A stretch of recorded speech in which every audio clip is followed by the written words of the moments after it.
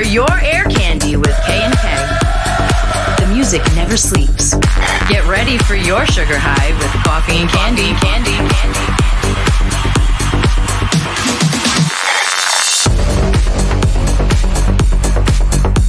Yes. Sisco Kennedy and JC here, Coffee and Candy. And this is Air Candy, the weekly podcast where we talk about all things music. Yes. Here we are, episode 1, and we are here to introduce ourselves to the world. We are Coffee and Candy. Armando, tell them how we got started. Yeah, sure. Well, as John was saying, Coffee and Candy is comprised of two people. So first there is Armando and there's John. I'm Armando. My name is Armando Machado, 35 years old, born and raised in East Providence, Rhode Island. I'm a singer, songwriter. I'm an engineer, I'm a producer. I really try to touch all areas of the music world. My favorite thing out of all, though, is DJing. I love to DJ. And that's where we are now with trying to come up with a name and an act as a DJ duo. So Coffee and Candy is that act, is that duo. And I make up half of that. John? Don't forget, you're also a teacher, and I'll come back to that. And many people often ask us when we're out performing, hey, who's Coffee and who's Candy? Yes. And the answer is both Armando and I together, individually and collectively, comprise Coffee and Candy. These words are not assigned to either one of us. We are an entity. My name is John Calcagni. I'm 44 years old, born and raised here in Providence, Rhode Island. And by trade, I am a full-time criminal defense attorney.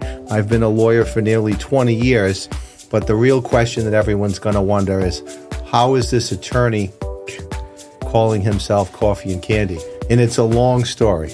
Should I get started? Yeah, why not? All right, well, listen.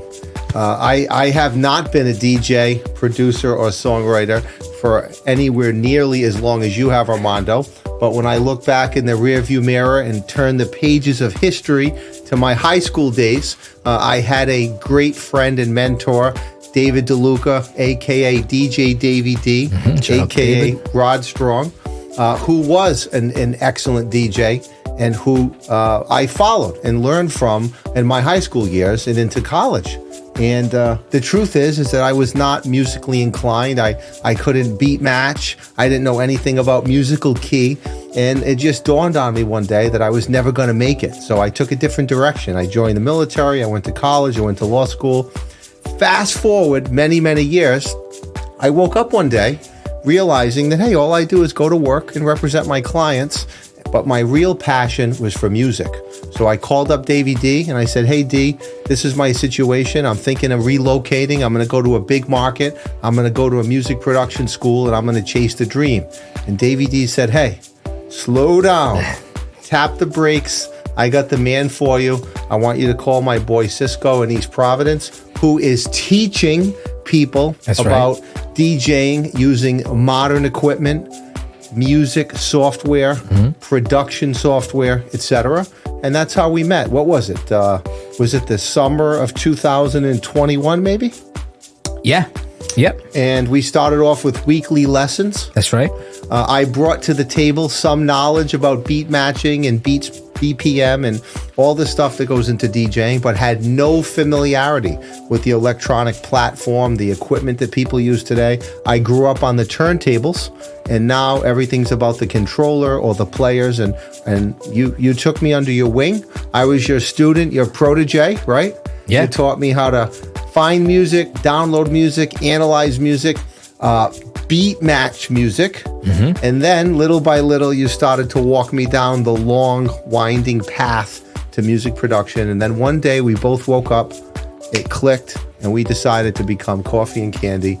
And here we are a year and a half later, give or take, on our journey. Yeah, that's pretty much how I like recall it as well. I recall our first conversation. I was at home over the phone. And at that time, I didn't know if this was going to be just a one-time thing. He was going to come by for one time and say it's not for me, or if you were actually going to be a serious student. I have worked with kids in the past, adults in the past, people that were just getting started, that just wanted to do it as a hobby. And then I've also worked with some DJs that have been DJing 20 plus years, and they just wanted to take a new approach, learn new skills. And then I've offered my services in that way too. So I didn't really know how our relationship was going to turn out. I just know that I was willing to teach, you were willing to learn, and that's how it started. And I remember I had this whole sort of lesson planned out for the first couple of times that we were going to get together, because I'm someone that's always, I like to plan ahead. I like to have 2 or 3 things ready to go. Very OCD. Yeah. You're very OCD, Armando. Super OCD. That's never going to change. But our first time we were in the studio, I had just showed you an example of what I use at the moment, which is the Denon Prime 4. It's an all-in-one standalone controller. And that was the first controller that I had in line to show you. We never got to the second one because you were so fascinated with this one that you said, I like it, let's get it, let's do it. And I said, okay, I'm throwing this whole lesson plan out the window and we're just gonna go at this organically. And that's kind of how it happened. Well, listen, I loved the Denon Prime 4. I still, what do I own? 2 or 3 units of the Denon Prime 4. You it's do. An amazing piece of equipment. But the reason I like the Denon Prime 4 is because combining that piece of equipment with the lesson plans that you came up with allowed me to focus on being a DJ. It allowed me to focus on being creative, selecting the songs, blending, building loops, building transitions. And I felt like that particular piece of equipment, because it's an all-in-one, let me focus on the music itself and not so much on the equipment. And I knew coming into this, when we first met, that I didn't want to be, what I like to call the laptop DJ. I feel like the DJs that use the laptop are so focused on the computer that often they lose sight of the performance and the presentation of the music. I've also seen, unfortunately, laptops go down before or during a show. And that's just a total buzzkill for everyone in the room. And I didn't want to get into that. So I love the Denon Prime 4 because it was an all-in-one. We still use it today in our live performances, but we also like to play on the CDJ 3000s, which people describe as sort of the flagship equipment of the music industry. Yeah, if you're DJing world, if you will. Exactly. If you call yourself a professional DJ and that's what you do for a living, whether it's local or on an international level, then chances are you use the CDJs in some capacity. Just about every major nightclub in the US and abroad, they are using the CDJs, and that's something that you actually brought to light and made me realize. I didn't know that they were that in demand or that mandated in a way where we have to learn these, we have to know these. Me being a mobile guy, I'm so used to bringing my own equipment to every gig. So in my mind, I'm like, well, what are you talking about? I can just bring my equipment to the club. And some clubs are not gonna accommodate you if you're just doing an hour set and there's someone before and someone after you. So you had a very serious conversation with me saying, listen, I think this is something that we need to invest in and learn, because it's going to help us out when we're out there trying to do shows. And you were absolutely right. We've been to a few shows together, and there hasn't been one show that we've been to where they're not using CDJ 3000s or 2000s. So you were spot on with that. That was a must. And I thank you very much for bringing that into my world, because I would have never picked up the CJ 3000s. I would have been very happy with the Prime 4, and that would have been a done deal. I'm glad that we have the CDJs, but I'm equally grateful that we have the Denon equipment as well, because working side by side with you for as long as I have, I've had the opportunity now to learn the 2 most popular major DJing platforms, the Record Box / CDJ players, and then the Engine / Denon Prime 4 players. And it's been interesting to me in my journey and learning more and more about DJing and about music production, just how many folks out there are only familiar with one platform and can't transition to another. And I think back to last year when I played my first block party during the Providence Pride weekend. Yep. That I brought my equipment because I was comfortable on the Denon, and there were other DJs there, some that brought turntables, others that brought other players, some that were laptop DJs and some that weren't. And everybody was so focused towards their particular equipment. Some folks didn't even know how to operate the other equipment, and everyone sort of had to stay in their lane, and we had to set up this tremendous sort of DJ booth / table and set up all the individual pieces of equipment and plug them into a master mixboard. Yep. So thank you. So that we could transition in and out, because the way the sets were being played is that it was, 4 tracks per DJ, and we'd rotate throughout the night that way. But since then, you and I have had occasion to play other events, whether they be block parties or nightclub events, where the CDJs are being provided by us, and all of the various DJs coming in and out have been able to quickly plug and play using the CDJs for their designated 1-hour set. So it's great that we have both, but most importantly, it's great that we know how to operate both and weave our way in and out of the different platforms and the different software, making us more versatile for those future venues. Yeah, and that is a very, very good point, because the whole reason why I got in to even teaching other people how to DJ is because I was once the guy that only knew how to DJ on his own stuff. And after doing this for, at that time, was about 15 years, I kind of had a conversation with myself, and I said, how can you call yourself a professional DJ if you only know how to DJ on one piece of equipment? So at that moment, I said to myself, I'm going to learn every different brand, make, and model that I possibly can. And I spent about a year doing that. I bought a couple of little small, some people call them little toy controllers that are only $200-$300, and I got made fun of for this, because why am I wasting my money when I have all this high-end technology? Why am I wasting my money on these small little controllers? And it was a very simple answer. If I want to teach other people that are beginner DJs, I have to be able to know beginner equipment too. The high-end equipment is very expensive, very costly. I can't expect someone to just jump in cold feet and spend $2,000 on a controller. I'm not going to get many students that way. And at the time, I was focused on kids, and I was focused on teenagers, because I seen this as an opportunity to give kids and teenagers a positive outlet of something to do. With so much going on in this crazy world, I, as a teenager, I really benefited from music production. I was very fortunate that my parents supplied and allowed me to kind of have all these loud noise toys growing up. And it was a great tool and outlet for me that kept me positive, kept me out of trouble, kept me off the streets. And I wanted to use music education as that same tool to help out the youth of today's market. So that was actually the prime reason of why I wanted to teach how to DJ.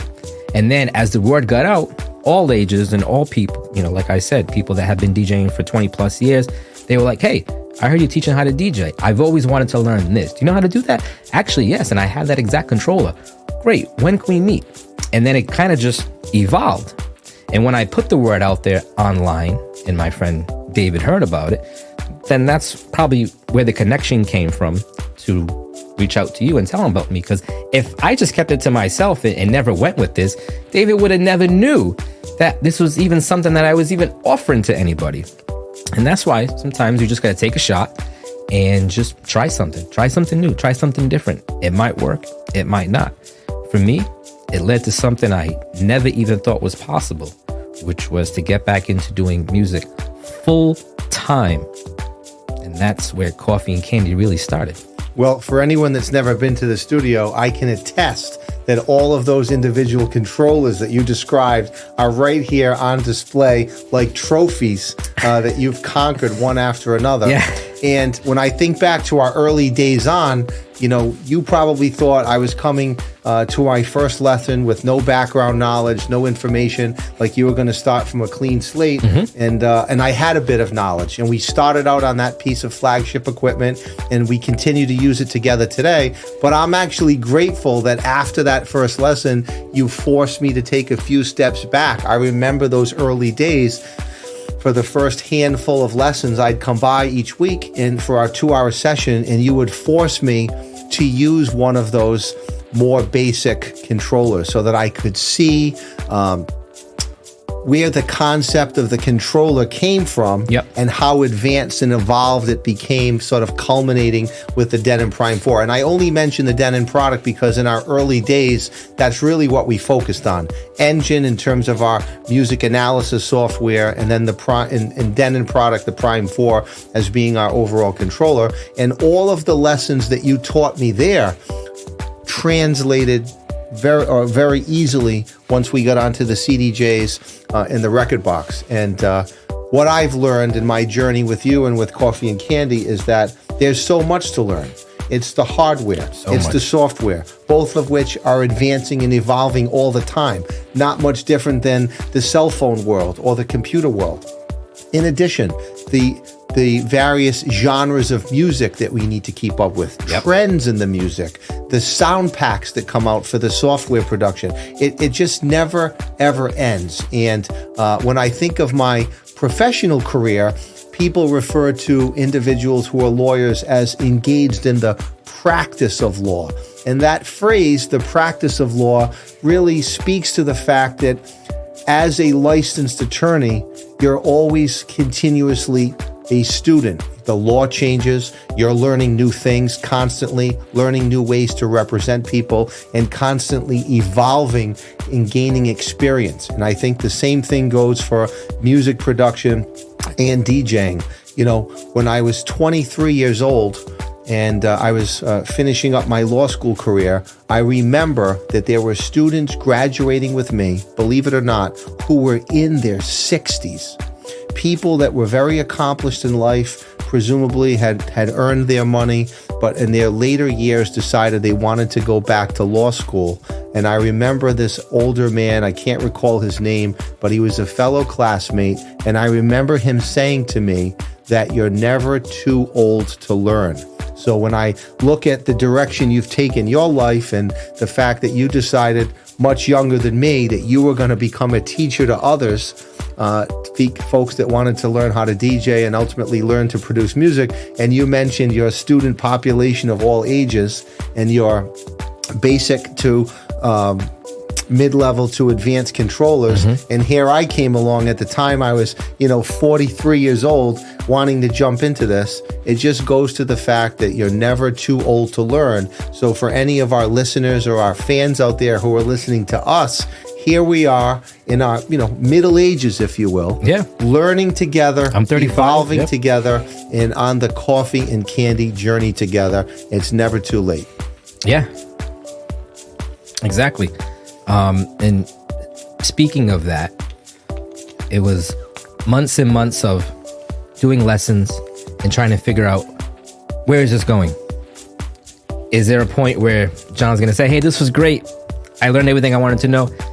Have a nice, have a nice life, kid. But that didn't happen. So we did this sort of student teaching, learning how to DJ for a few months. And then as we kind of evolved and got to know a bit more about each other in our personal world, outside of just a 2-hour lesson, we kind of learned that we have a lot more in common than we thought, in that music is very important to the both of us. And we both seen this sort of vision and had many conversations about, would you ever consider doing this outside of just kind of teaching? Maybe you and I could DJ together. And we had talked about this. What would that look like? And I'm like, well, what do you mean? What do you want to do? You want to do private events? And you had always brought up, well, I want to do more of the festival scene. Festival/nightclub. Yeah, festival/nightclub. So I said, okay, interesting. I would love to be in that world too. I can tell you that there's a road to get there. And I think I have a map of what it looks like to get there, and it's a pretty long road. And then we had conversations about, do we really want to do this? There was a lot of commitment involved, a lot of serious conversations, and we both felt that this was something we wanted to take on, and we had a commitment to each other. And here we are now, a whole year later, doing it. Without a doubt. And let me tell you, it's been great. We've had a lot of glorious good time moments, but there are also challenges along the way. People need to know, I was watching the Grammys the other night at your recommendation, and a commercial came up at some point during one of the breaks where they were trying to remind people to help protect artists. Basically, don't copyright the work. And the whole concept is that 1 in 1,000 people who produce or make music make a living from it. And that statistic, though designed to sort of emphasize the importance of copyright infringement in supporting your artists, also sends a bigger message. And the bigger message is that there's a lot of competition out there. Oh, yeah. Right? I remember when I was getting ready to go to law school, everyone used to say, you really want to go to law school? There's a lot of lawyers in Rhode Island. There are too many lawyers in the world. But I remember a mentor of mine, a Superior Court judge here in Rhode Island, a guy named Daniel Procaccini, who also, by the way, is a musician and is a renowned drum player. He said to me, yes, there are a lot of lawyers in Rhode Island, and there'll always be a lot of lawyers in Rhode Island, but there will always be room for good ones. And I think the same goes for the music world as well. There are a lot of people out there with a lot of talent. But the people who are the best of the best will always rise to the top. I don't know if that's ever going to be us, but we are certainly going to give it our best and try our darndest, just like all the many other artists out there that came before us and those that will go after us. Yeah.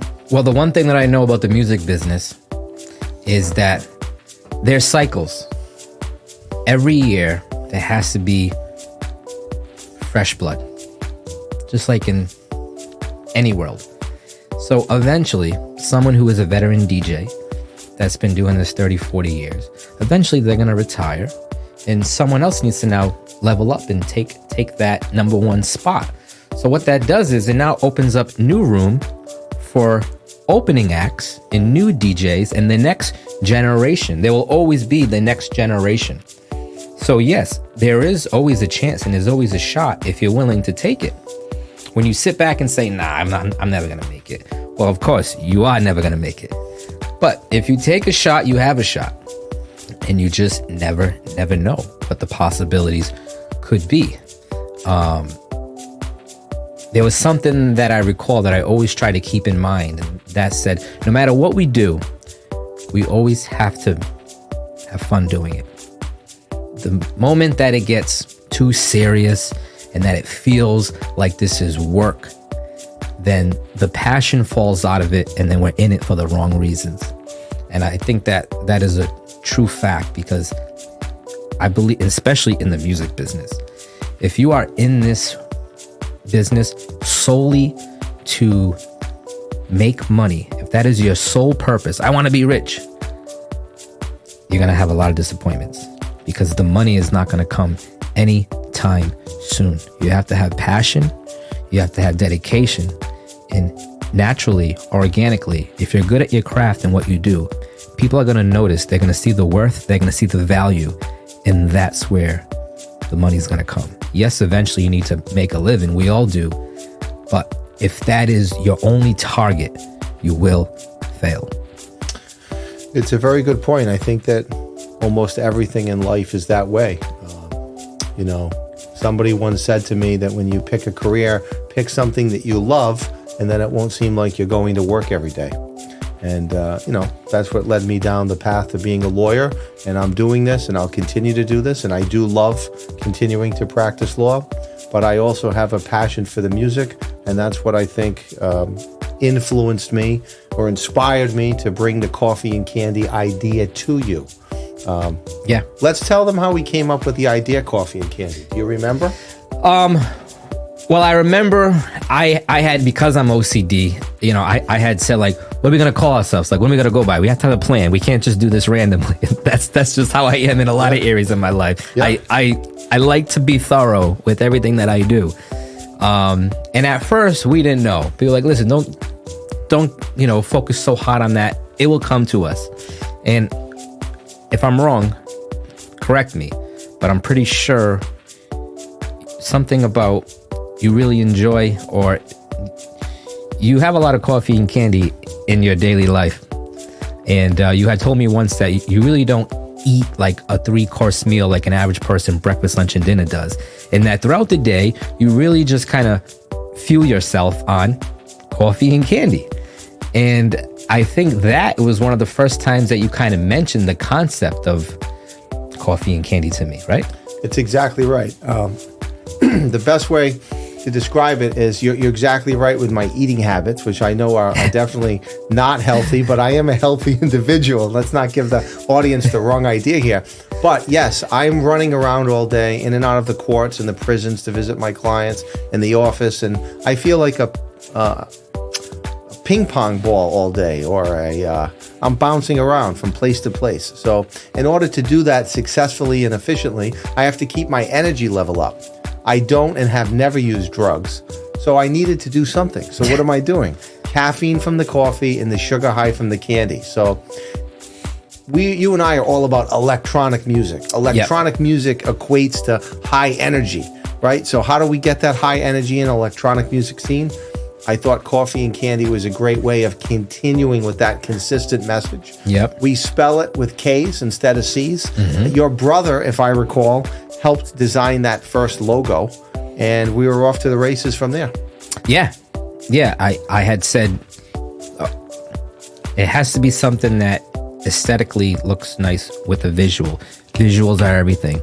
So I think the first thing I did is I took 2 Ks, and I had one that was kind of inverted it, like a mirror image. So it was kind of K and K.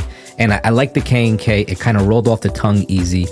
The first thing I do when I come up with any sort of name or entity is I go and look online and see who has it. Is this already taken? And coffee and candy, spelled the way that we spell it, as a DJ or a production duo, was non-existent. So that was another sign that I said, I think this is going to work.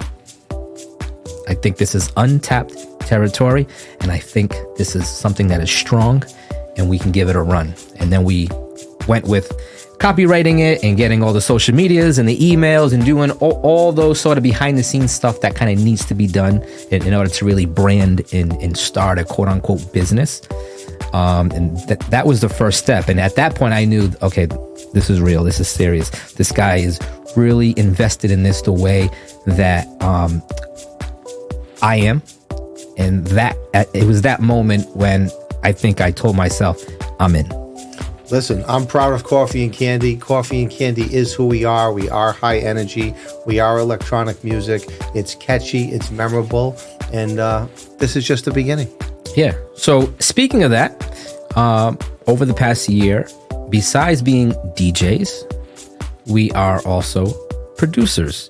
Me being a singer, songwriter, a remixer, it was very easy for us to now kind of come up with some remixes of some popular songs that are out there, and then also come up with some original material. I thought that was very important.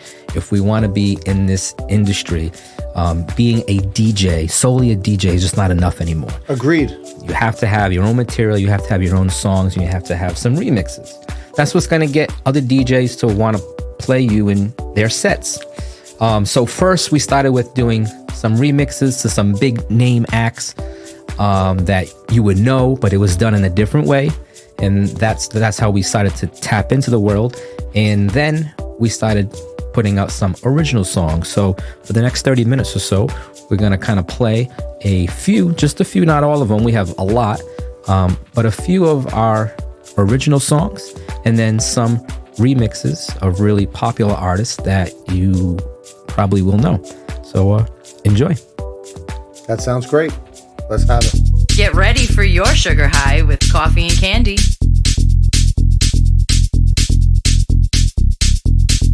Let's go. Let's go. Let's go. Let's go. Friday night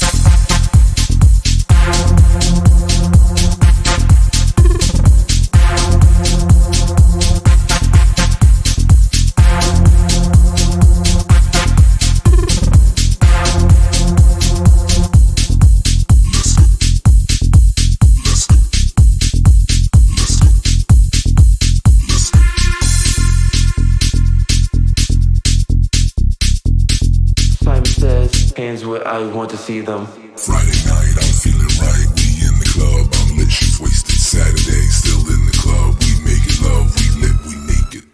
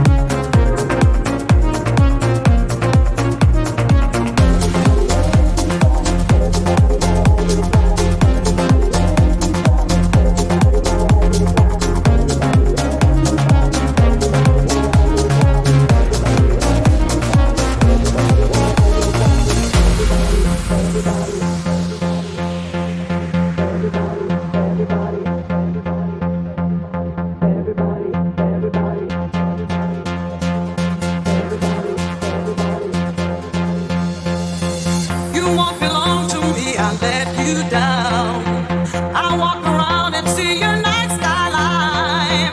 I feel the light, but you don't want to stay. So lonely now, just let me off the top. Set it free. Set it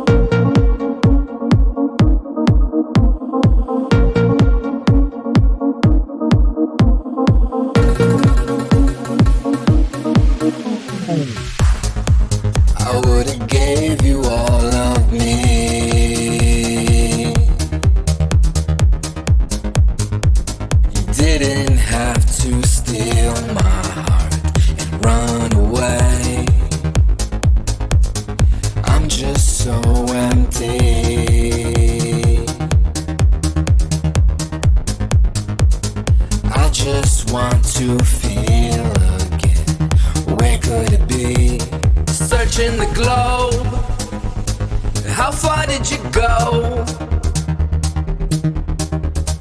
Coast to coast or international?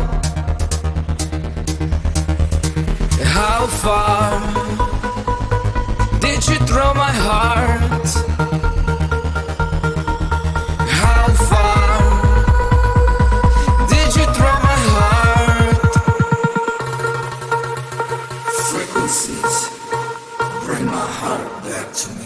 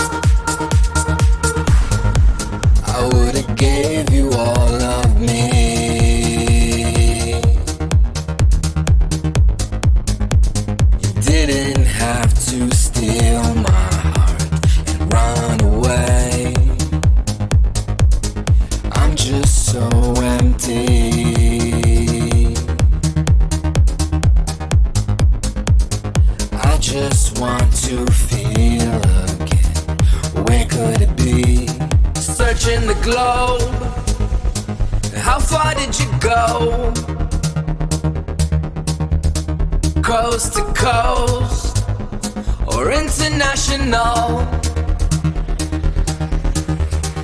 How far did you throw my heart? How far did you throw my heart? Frequencies bring my heart back to me.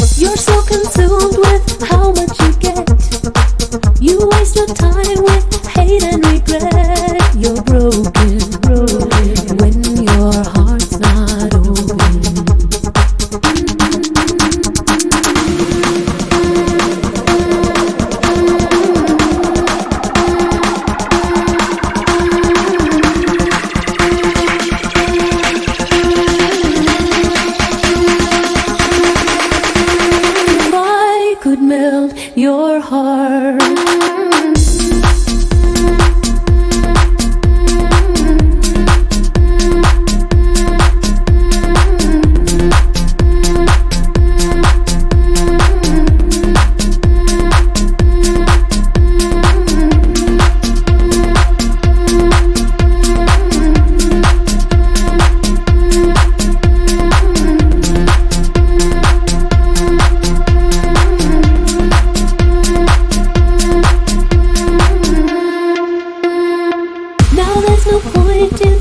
The blame, and you should know I suffer the same. If I lose you, my heart will be broken.